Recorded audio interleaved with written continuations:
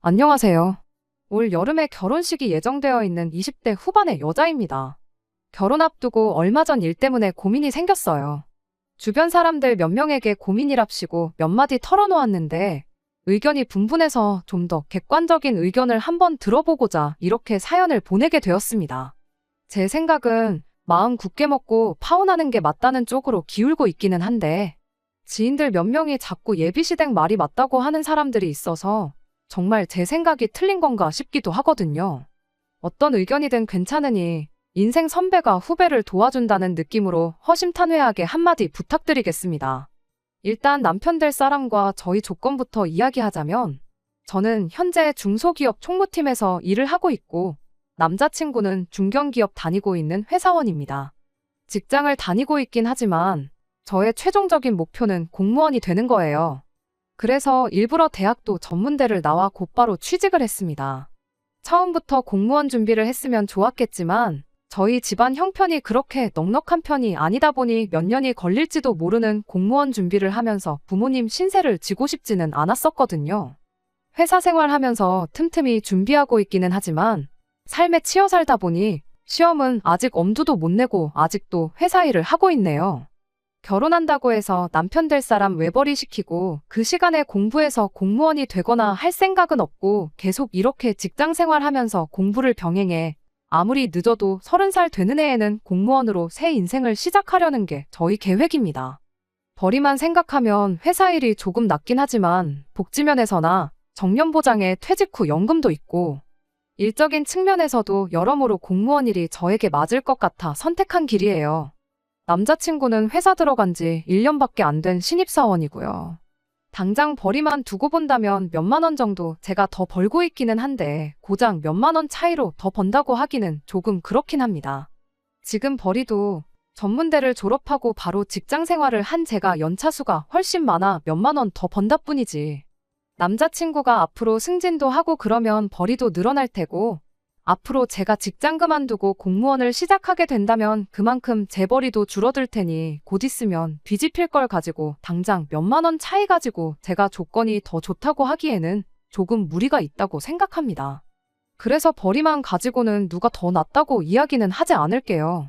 하지만 제가 일을 시작한 시기가 몇 년이나 더 빨랐던 만큼 당장 모아놓은 돈도 더 많은 상황이기도 합니다. 게다가 몇 년 전 주식 열풍 때 운 좋게 재테크도 성공해서 당장 출퇴근용으로 쓰고 있는 차 한 대에 이것저것 다 합치면 1억 정도 들고 간다고 봐도 무방해요.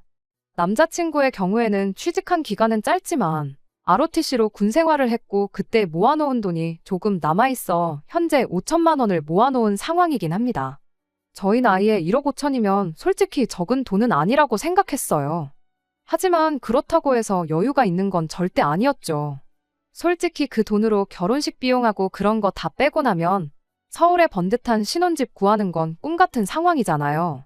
알아보지는 않았지만 단칸방이나 구할 수 있을런지 싶었죠. 대출을 얼마나 받아야 하나 그런 것들 한참 남자친구와 이야기하면서 있던 와중에 예비시댁에서 집을 해준다는 말을 꺼내왔어요.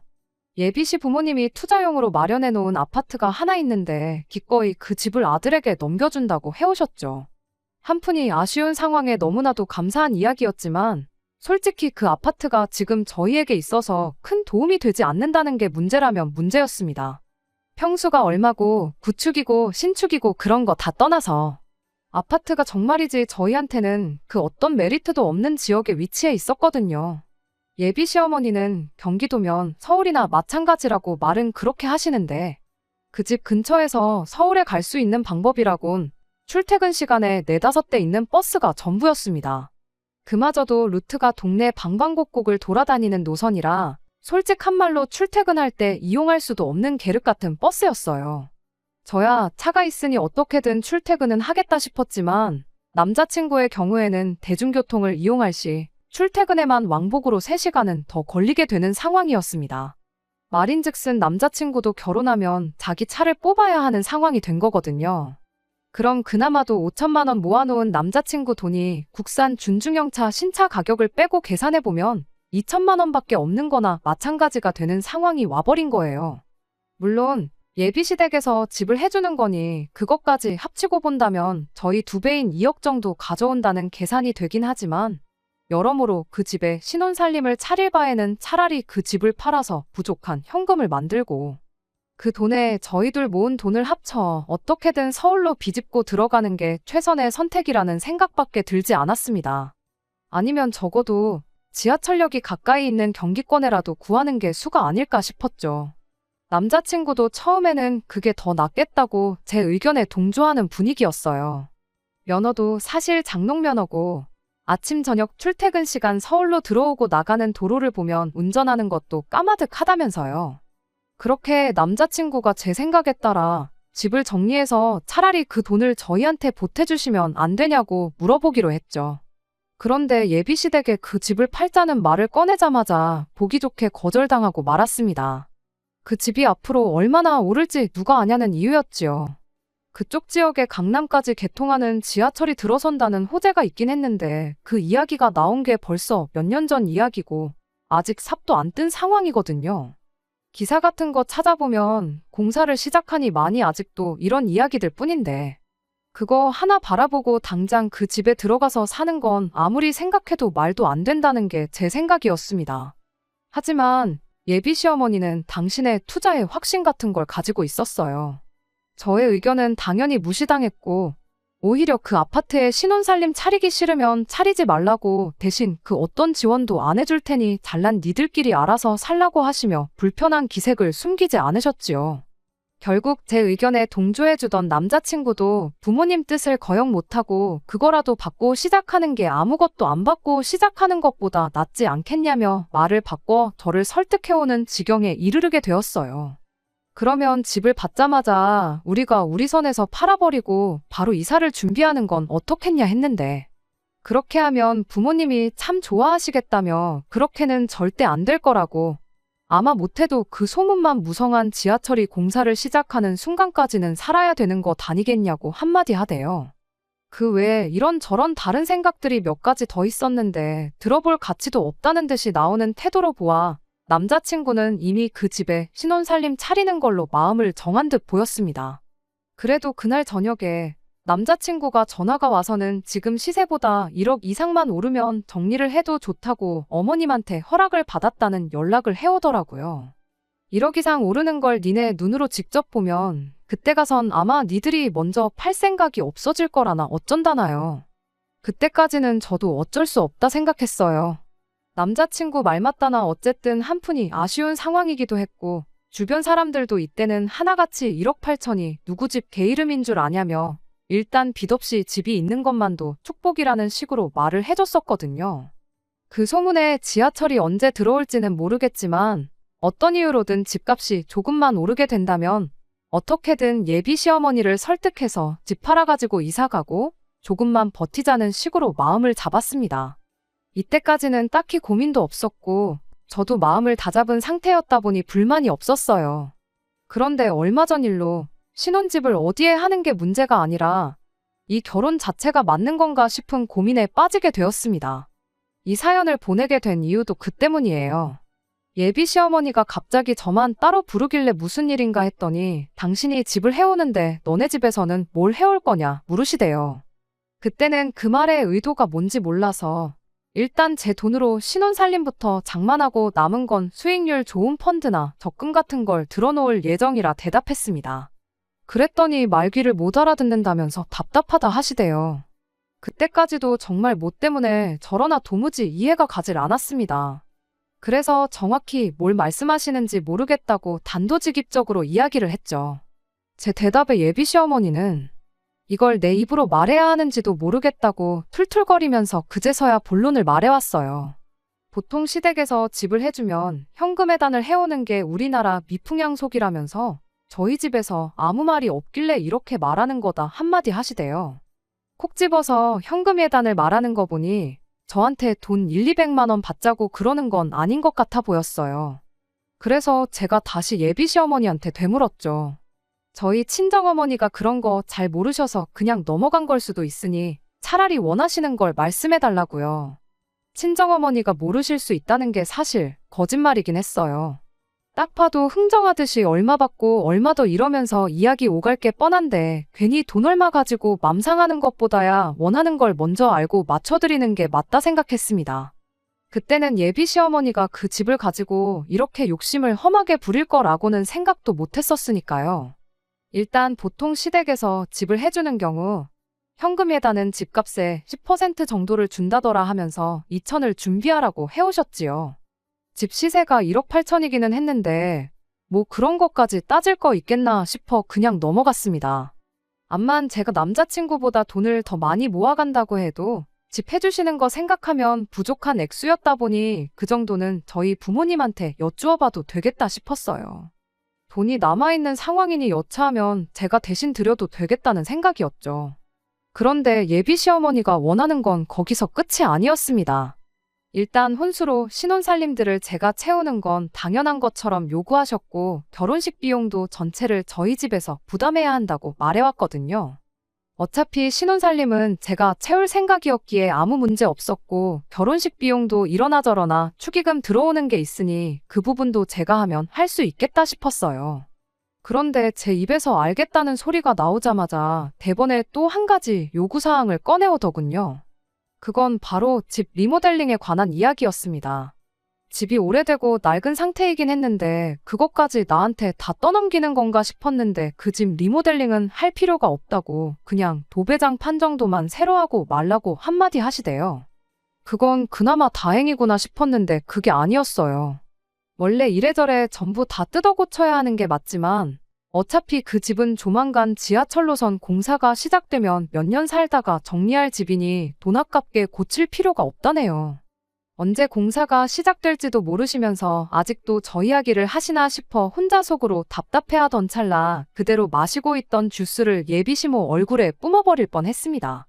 이러나 저러나 지하철 공사만 아니었으면 해야 했을 리모델링이 아니겠냐 하면서 그걸로 당신 살고 있는 집을 리모델링 시켜달라네요.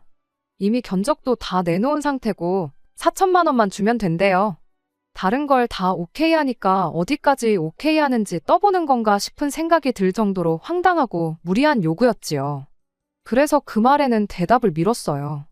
그건 부모님하고 한번 상의해보는 게 좋겠다고요. 그랬더니 그 새를 놓치지 않고 너네 엄마는 그런 거 잘 모른다면서 뭘 물어보냐고 따지시대요. 그냥 다들 그렇게 하는 거고 니들 어차피 그 집에서 평생 살 생각도 없다지 않았냐. 집값 오르면 집을 판다고 하지 않았냐고. 그것만 아니었으면 고쳐서 살았어야 할 집 아니었냐며 어차피 돈은 똑같이 들어갈 거였다는 걸 잘 좀 설명하라 하시대요. 지금은 치사해 보여도 나중에 그 집이 5억, 6억 정도까지 가게 될 텐데 그거 생각하면 리모델링비 4천 내주는 거 껌값이나 마찬가지라고 당신한테 고마워하게 될 날이 올 거라고 절대 손해보는 장사가 아니니 아까워 말라면서요. 그것 때문에 고민이 참 많아졌어요. 현금 예단 2천에 리모델링 4천, 혼수랑 결혼 비용까지 대충 계산해보면 제가 22살 이후로 평생을 바쳐 모은 돈을 전부 털어먹겠다는 소리로 밖에 안 들리거든요. 설마 그랬겠어? 싶은 생각도 드는 게 어떻게 보면 제가 모아놓은 돈 액수랑 딱 맞아 떨어지는 게 예비 시어머니가 그냥 제 돈을 노리는 건가 싶기도 하고 손해본다 생각하지 말라. 무조건 너네 이득이다 이런 식으로 말하는 것 또한 예비 시어머니가 저희 결혼을 두고 결혼이 아니라 장사하고 있다는 건 아닌가 싶은 생각도 들기 시작했어요. 이런 저의 고민을 남편 될 사람인 남자친구한테 힘들게 꺼냈더니 고작 한다는 소리가 그래서 결혼 안 할 거냐 하는 소리밖에 없는 것도 참 실망스럽네요. 답답한 마음에 처음 집 문제로 고민을 털어놓았던 지인들한테 알고 보니 상황이 또 이렇다는 이야기를 꺼내게 되었는데 그때는 만장일치로 그 집을 받고 나서 생각하라던 의견들이 뭐 그런 집이 다 있냐는 사람도 생기고 그래도 어른 말을 들어서 틀린 게 없다지 않았냐고. 설마 자식 결혼하는데 부모가 한 푼을 더 해주려고 하지 손익을 따져서 그런 소리 하는 거겠냐며 예비 시어머니 말을 들으라는 의견까지 거의 반반으로 갈려서 분분해진 상황입니다.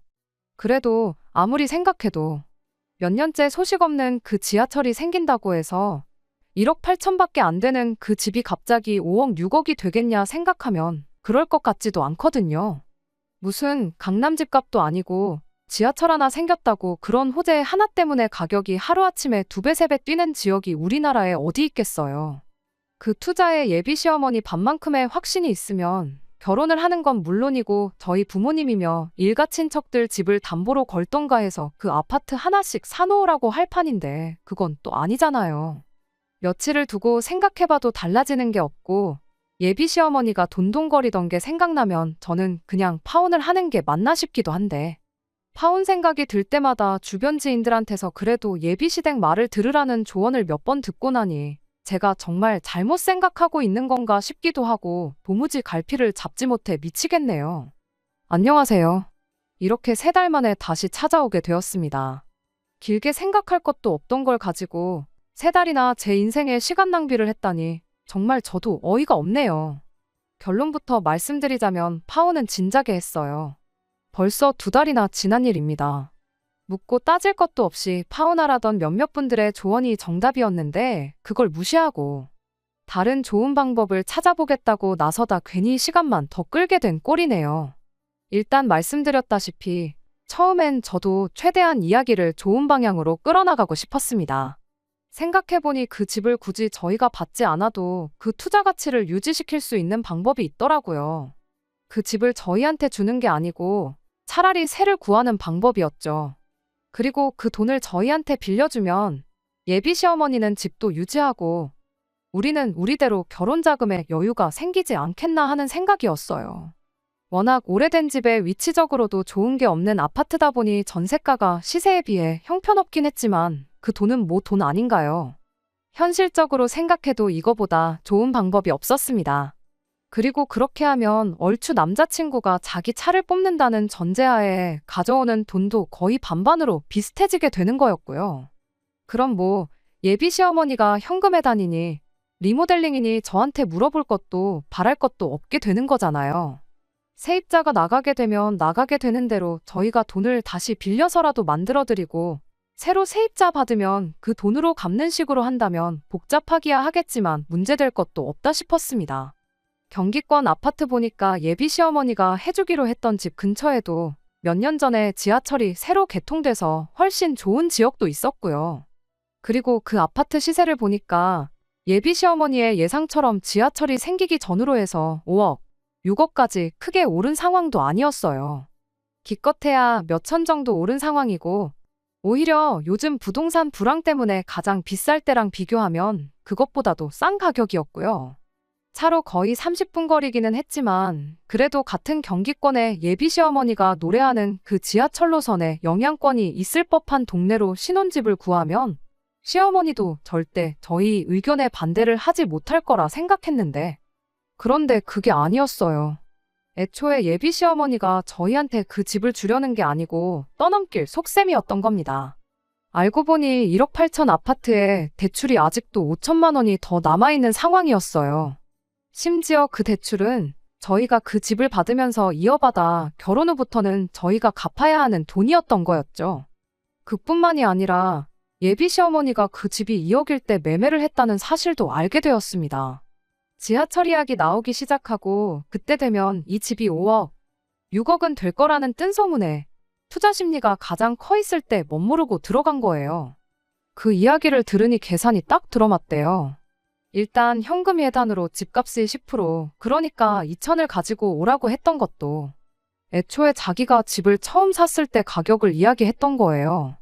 1,800이라고 하면 이상하고 1,500 받자니 조금 짜치는 것 같아서 올림으로 계산한 건 줄 알았는데 게다가 이러나 저러나 2억 주고 산 집이 1억 8천이 되었으니 저한테 그 돈을 받으면 어떻게 손해는 안 봤다는 느낌이 들어서 그런 거 아니겠나 싶었습니다.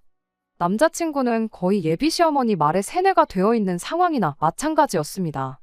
대출이 5천이 남아있다 한들 순수하게 집값만 따지면 1억 3천이라고 거기에 자기 돈 5천까지 합하면 자기가 1억 8천 해오는 건 변하지 않는 사실이라는 거예요. 그러니까 제가 현금 예단 2천 해오고 자기 엄마 집 리모델링 비용으로 4천을 낸다고 해서 제가 절대 손해보는 게 아니라는 소리를 하고 자빠졌네요. 그래서 남자친구한테 제가 말했죠. 어머님이 우리한테 투자 실패한 집을 떠넘기고 손해를 메꾸시려는 것 같지 않냐고요. 그랬더니 남자친구가 대번에 노발대발. 지금 너 미쳤냐고. 무슨 시어머니를 옆집 사람 돈 뜯어먹으려는 옆집 아줌마처럼 이야기를 하냐고 한마디 하대요. 앞으로 평생을 시어머니로 섬기고 살아야 할 분을 두고 말을 그렇게 하고 있냐고 입에 개거품을 무는데 남자친구하고 둘이 이야기 나눠봐야 평생 이런 식으로 말다툼만 할 것 같고 삼자 대면을 할 때가 온 것 같아 남자친구한테 어머니 모시고 오라고 그리고 나서 이야기 나눠보자고 한마디 말하고 자리에서 일어났습니다. 그리고 며칠 지나서 예비 시어머니도 함께한 자리에서 셋이 이야기를 나누게 되었어요. 남자친구가 저와 나눈 대화를 지 엄마한테 미리 말했는지 나름 준비를 해서 오셨더라고요. 중재안이랍시고 꺼내온 게 그럼 그 집을 팔아서 돈으로 줄 테니 저보고 1억을 더 지참해오라는 소리였어요. 저희 집안 형편을 알고 그런 말을 꺼낸 건지는 모르겠지만 그래도 똑같이 반반 결혼을 하자는 소리나 마찬가지니 나름 합리적이다 싶었죠. 친정부모님이 1억을 해주실 수 있을지는 상의를 해봐야 알 일이지만 그렇게 둘이서 4억이면 그냥저냥 시작부터 서울에 전세를 구해 들어갈 수 있겠구나 싶은 생각이었는데 그런 생각을 하기가 무섭게 말을 덧붙이더군요.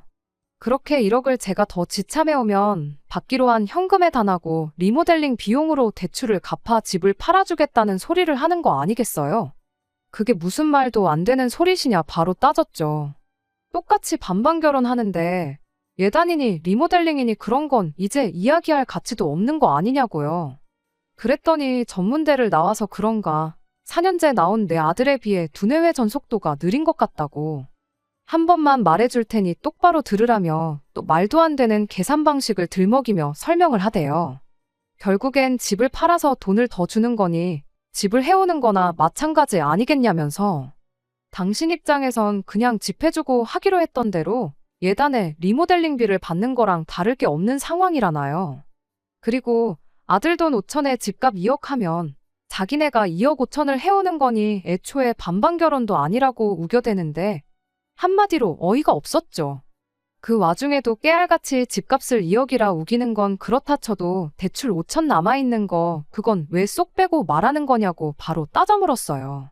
정확히 따지고 보면 남자친구 돈 5천에 집으로 1억 3천이니 내가 1억을 더 지참해온다고 가정하면 2천을 더 해오는 게 맞지 않냐고요.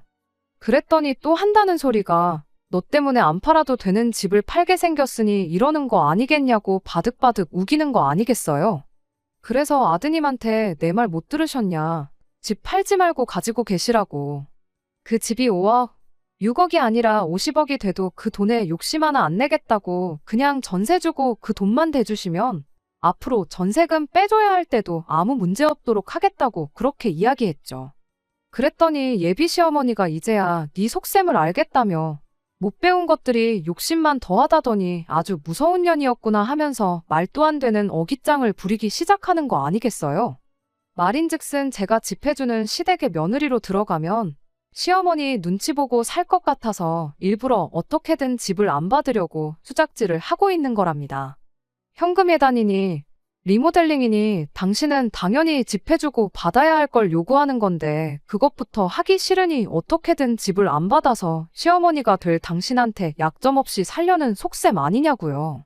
그리곤 제가 30 전에는 직장 그만두고 공무원을 하겠다고 말한 목표도 멋대로 해석해서 말을 하더라고요. 이제 보니 공무원 한다는 것도 다 뻥인 거 아니냐고. 공무원 한다는 핑계로 내 아들 외벌이 시켜가지고 집에서 펑펑 놀고 먹을 속셈으로 그러는 거였냐고요. 하기야 공무원 시험 칠 대가리가 있었으면 전문대가 아니라 4년제 대학을 가지 않았겠냐는 소리까지 하는데 그걸 듣고 있자니 제가 무슨 꼴을 보려고 이 결혼을 끝까지 하겠다고 사연까지 써서 다른 분들 의견까지 들어보고 그랬나 싶은 생각밖에 안 들었어요. 그래서 편하실 대로 생각하시라 한마디 했죠. 그리고 예비 시어머니 아니 그 아들 결혼으로 지 손해본 거 메꿀 생각밖에 없는 장사꾼만도 못한 사기꾼 아줌마한테 한마디 했어요. 귀는 얇아가지고 남들 하는 소리만 듣고 2억으로 집 샀다가 홀랑 날려먹게 생겨서 그동안 얼마나 근심 걱정에 잠도 제대로 못 주무셨을 거 생각하면 내 마음이 다 아프다고요. 그런데 마침 어디서 전문대밖에 못 나온 애가 정신이 빠져서 아들하고 결혼한다고 나오니 잘만 구슬려 먹으면 손해본 거 메꿀 생각에 싱글벙글 하고 계셨던 거 아니냐 비꼬 왔죠. 머리는 텅텅 비어가지고 콩깍지 때문에 아들하고 결혼하는 앤 줄 알았는데 당신 생각보다 머리가 더 잘 돌아가서 놀라지 않으셨냐고. 남의 돈으로 손해도 메꾸고 아들 자식한테 짐덩어리도 떠넘길 수 있었는데 그거 못하게 된 건 참 아쉽겠다고 그렇게 한마디 해줬네요. 저도 몰랐다고. 결혼까지 생각한 사람이 단순 계산도 못할 만큼 이렇게 멍청할 줄은 생각도 못했는데 어머님 덕분에 이 사람이 남편감으로도 별 볼 일 넘는 사람인 거 깨닫게 해줘서 그건 감사하다고. 그깟 집 한 채 가지고 아들 돈으로 편하게 살고 시어머니 개무시하고 그럴 사람처럼 보였으면 애초에 어떻게든 집을 해줘서 약점을 잡는 게 아니라 결혼부터 시키지 마시라 그렇게 한마디 해줬습니다. 그리고 사람 잘못 보신 건 참 안타깝다고. 아마 모르긴 몰라도 제가 어머님 아들이 데려올 수 있는 며느리 후보들 중에서는 제일 가는 사람이었을 거라고. 어머님만 아니었어도 이 결혼을 해서 제가 평생을 후회 속에 살게 되었을 텐데 이제는 상황이 바뀌어서 남자친구가 저를 놓친 걸 두고 평생을 후회하게 만들어주셨으니 그것도 어떻게 보면 감사할 일이겠다고 그렇게 한마디 해주고 그 길로 자리를 박차고 나왔네요. 그냥 여러분들 조언대로 진작에 파혼해버렸으면 이 꼴을 안 봐도 되었을 텐데 그래도 마지막에 할 말은 하고 끝낸 것 같아 마음만큼은 후련했습니다. 지지난주에 남자친구를 다시 만날 일이 있었어요. 미련이 남아 다시 잘해보려고 만난 건 아니고 잠깐이나마 결혼 준비하면서 들어간 돈이랑 이런 거 깔끔하게 정산을 해야 했거든요. 진작에 만났어야 했는데 꼴 보기 싫어서라도 그 돈 포기하고 안 볼까도 싶었는데 단돈 10,000원도 그 자식 때문에 손해볼 거 생각하니까 그러고 싶지가 않았거든요. 빨리 끝내고 싶어서 남자친구 집 근처로 찾아가서 나오라고 연락을 했는데 약속 장소에 나오기까지 2시간 반이나 걸리더라고요. 뭐 때문에 이렇게 늦었나 했더니 기어이 예비 시어머니였던 그 아줌마가 더 이상의 손해는 감내하기 싫었는지 아들한테 그 집을 떠넘겼는가 봐요. 일단 남자친구 돈으로 대출을 정리하고 나머지 1억 3천은 남자친구가 버는 족족이 엄마한테 갚기로 했다나 봐요. 전화 받고 서울까지 들어오는 게 2시간 반이나 걸리는 꼴을 보니 괜히 결혼해서 그 집에 신혼살림 차리지 않기를 잘했다 싶은 생각밖에 안 들었네요. 내 이름으로 예약해서 위약금 물어낸 거 같이 계산한다고 통장에 합쳐놓은 것들 제가 미리미리 정리한 엑셀 파일 보여주면서 정산을 하고 있는데 남자친구가 그제서야 네 말을 들을 걸 그랬다며 엄마한테 집 받고 2달도 안 지났는데 그새 집값이 떨어져서 1억 6천, 1억 7천에 올라오고 그러더라며 신세한탄을 하더라고요. 그러더니 집이 이제 자기께 되었으니 더 손해보기 전에 당장에라도 팔아버리겠다고. 그렇게 하면 다시 자기랑 결혼할 생각은 없느냐 묻대요. 그래서 대번에 제가 미쳤냐고 네가 나면 당신 어머니 같은 사람을 시어머니로 모시고 살 수 있겠냐고 한마디 해주고 바로 말을 끊어버렸습니다. 사실 이 말도 일전에 남자친구가 시어머니로 섬기고 살 사람한테 말이 그게 뭐냐고 한마디 했을 때 못해줘서 아쉬운 말이었는데 덕분에 아쉬움도 풀고 좋았네요. 그리고 집값이 떨어졌으면 그 아줌마한테 1억 3천 주고 나면 꼴랑 3천만 원 남는 건데 내가 미쳤다고 이 나이에 1억이나 모아놓은 돈 3천밖에 없는 거지 하고 결혼하겠느냐 한마디 해주고 정산 끝내고 자리에서 나왔네요. 진작에 여러분들께서 해주신 조언을 들었다면 싶을 때도 있지만 한편으론 시간 끌어서 좋은 점도 있다 싶어요. 안 그랬으면 남자친구가 저렇게 쫄딱 망하는 꼴도 못 봤을 테니까요. 그리고 예비시댁 말을 들으라고 했던 지인들도 다시 보게 되는 기회가 되었습니다. 얼굴도 모르는 분들이 제게 해준 조언은 100이면 100점부 파혼하라는 의견뿐이었는데 누가 봐도 파혼이 마땅한 상황에 예비 시어머니 말을 들으라는 조언을 해준 사람들이면 모르긴 몰라도 제가 잘 안 풀리기를 바라는 사람들 아니겠나 싶어서요.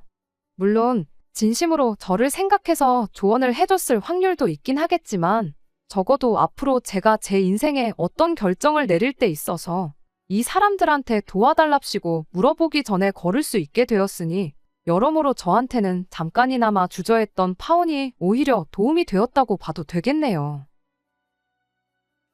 끝까지 들어주셔서 감사합니다. 오늘의 사연은 여기까지입니다. 구독과 좋아요, 알람 설정 부탁드리고 더 좋은 사연으로 다시 찾아뵙겠습니다. 감사합니다.